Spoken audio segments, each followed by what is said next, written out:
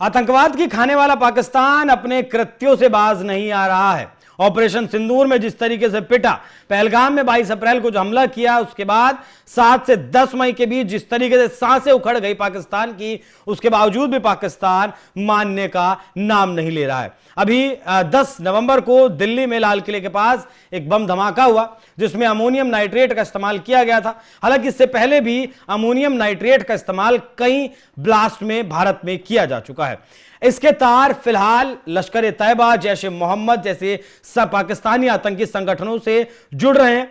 भारत में रहकर भारत में पढ़ने वाले, खाने वाले और यहीं से कमाने वाले 6 डॉक्टर सफेद पोश यहां पकड़े गए हैं, पुलिस की हिरासत में है। एक डॉक्टर आतंकी जो था वो उमर, उसने खुद को उस कार ब्लास्ट में उड़ा लिया। तो इनकी मानसिकता को आप समझ सकते हैं।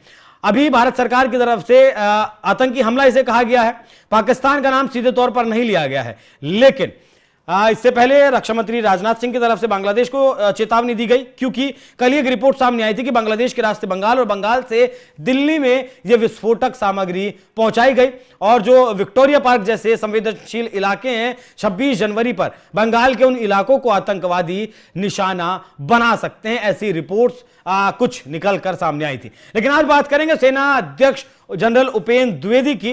उन्होंने एक बयान दिया है। बयान देते हुए उन्होंने कहा है कि ऑपरेशन सिंदूर तो बस एक ट्रेलर था, पूरी पिक्चर तो अभी बाकी है। एक बार सुनिए जनरल उपेंद्र द्विवेदी ने क्या कुछ कहा। मैं तो ये कहना चाहूंगा कि मूवी शुरू भी नहीं हुई थी, सिर्फ एक ट्रेलर दिखाया गया था और ट्रेलर के बाद 88 घंटे में वो ट्रेलर खत्म हो गया था। तो आगे आने वाले हालात कैसे होंगे, ये इसके बारे में हम पूरी तैयारी करके बैठे हुए हैं। और अगर कोई ऐसा हमें मौका देता है पाकिस्तान, तो हम उसका भरपूर एक शिक्षा प्रदान करना चाहेंगे उसको कि कैसे एक जिम्मेवार नेशन को अपने।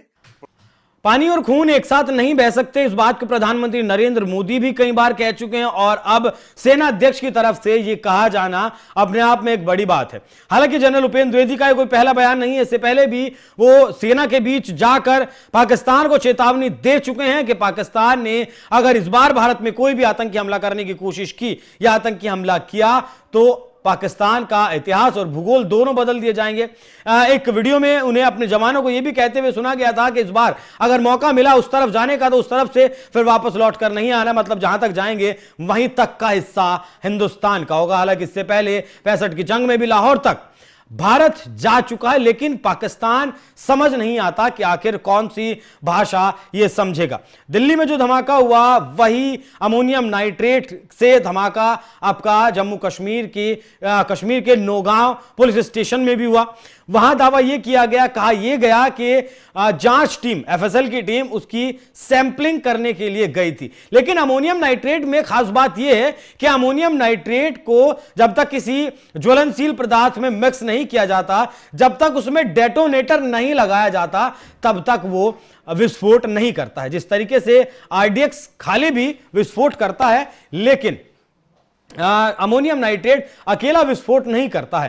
तो यहां जांच इस बात की भी होनी चाहिए, सवाल इस बात के भी उठ रहे हैं कि जो फरीदाबाद से जो मिला था अमोनियम नाइट्रेट, जो विस्फोटक सामग्री मिली थी, उसे जब जम्मू कश्मीर ले जाया गया और वहां जब वो रखा गया, इस बीच में क्या किसी ने उसके साथ छेड़छाड़ की, क्या उसमें डेटोनेटर लगाया, और जब जांच टीमें वहां सैंपल लेने के लिए गई उस डेटोनेटर का बटन दबा दिया गया। ये बहुत सारे ऐसे विषय हैं जिन पर जांच होना जरूरी है। 8 से ज्यादा लोग उसमें मारे गए, 12 से ज्यादा लोग दिल्ली ब्लास्ट में मारे गए। अभी जनरल उपेंद्र द्विवेदी ने और भी बहुत सारी चीजें कही। दिल्ली धमाके के बाद उनका यह पहला बयान सामने आया, मतलब यह तो साफ है कि दिल्ली ब्लास्ट के बाद चेतावनी पाकिस्तान को दे दी गई है। हालांकि जैश ए मोहम्मद का नाम इसमें पूरी तरीके से आ रहा है। जो ये डॉक्टर आतंकी पकड़े गए हैं या फिर जो डॉक्टर शाहीन पकड़ी गई है, वो जैश ए मोहम्मद की 10 साल से एक्टिव मेंबर रही है। बाकी जम्मू कश्मीर में फिलहाल सर्च ऑपरेशन बड़ी संख्या में चलाया जा रहा है। बाकी ये जनरल उपेंद्र द्विवेदी का पूरा बयान क्या था, पूरे बयान में उन्होंने क्या कुछ कहा, जाते जाते वो भी सुनिए और बताइएगा आपकी इस चेतावनी जो पाकिस्तान को दी गई है उस पर क्या राय है, कमेंट बॉक्स में जरूर दीजिएगा। नमस्कार। हो जाता है, हम इस हिसाब से करेंगे। तो नंबर 1, हम कैसे वो डेटरेंट हासिल कर रहे हैं, और जम्मू कश्मीर को भी अगर हम स्पेसिफिकली देख लें तो क्या वो आपको वहां से हम एक ऐसे सिनारियो की बात कर सकते हैं जो आतंक मुक्त की तरफ बढ़ा रहा हो हमें? तो सबसे पहले तो आपने डेटरेंट की बात की। डेटरेंट जो हम बोलते हैं सैन्य शक्ति, और जो हमारा राजनीतिक इरादा है, राजनीतिक निर्णय लेने की जो काबिलियत है, क्योंकि डिटरेंस तब काम करता है जब आप उस पर विश्वास कर सके कि हाँ ये कुछ करेंगे अगर हमने कुछ कार्रवाई गलती की तो।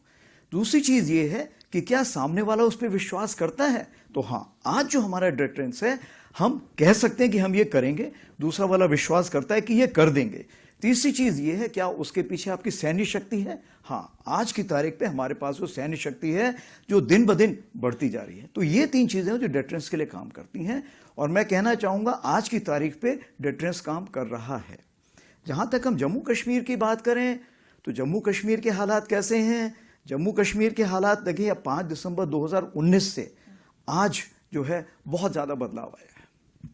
जब 5/2/2019 में आप देखिए जब हमारा संविधान का अनुच्छेद 35 वल्फा जब हम लोगों ने निरस्त किया था, उससे लेके आप कुछ पूछना चाह रहे थे पहले। मैं नहीं अच्छा, आप तो उसमें सबसे बड़ी बात ये थी कि सबसे बड़ा बदलाव ये आया कि एक मोहतरमा थी, मुझे याद है उस वक्त मेरे पास आई थी जब मैं नदन आर्मी कमांडर था, तो उन्होंने बताया था कि उसके पहले क्या होता था, जब स्कूल के प्रिंसिपल बोलते थे कि बच्चे कल स्वतंत्रता दिवस है तो देश के झंडे का चित्र बना के लेके आना, तो वो घर जाके पूछते थे मम्मी कौन से देश का चित्र बनाना है झंडे का।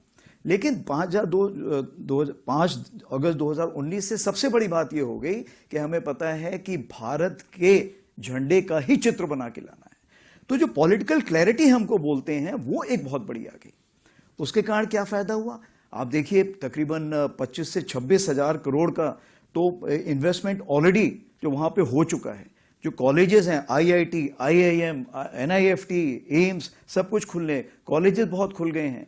21% तो स्कूल्स का खुलने का इजाफा हो गया है। इस बार बताया गया है कि 24,000 तकरीबन जो स्टूडेंट हैं वो हमारे इसमें अपना NIFT में ये अपना NEFT में पास हुए हैं।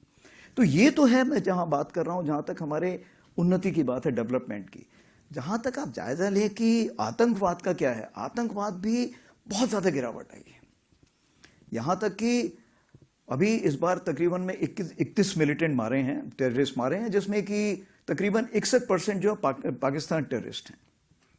रिक्रूटमेंट इस बार सिर्फ एक हुआ था और वो भी पकड़ा गया। सिर्फ एक रिक्रूटमेंट है तो वो भी पकड़ा गया था।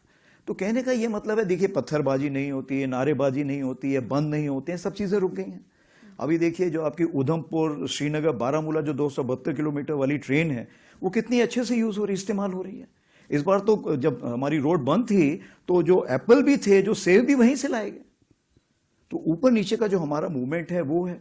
अमरनाथ यात्रा देख लीजिए, पहलगाम हुआ, लोगों को लगा पता नहीं अमरनाथ यात्रा में इस बार लोग आएंगे कि नहीं, बट पिछले 4 साल का जो हमारा औसत है वो तकरीबन 4.3 लाख था, और इस बार हमारा 4.13 लाख सैलानी आए सिर्फ अमरनाथ यात्रा के लिए।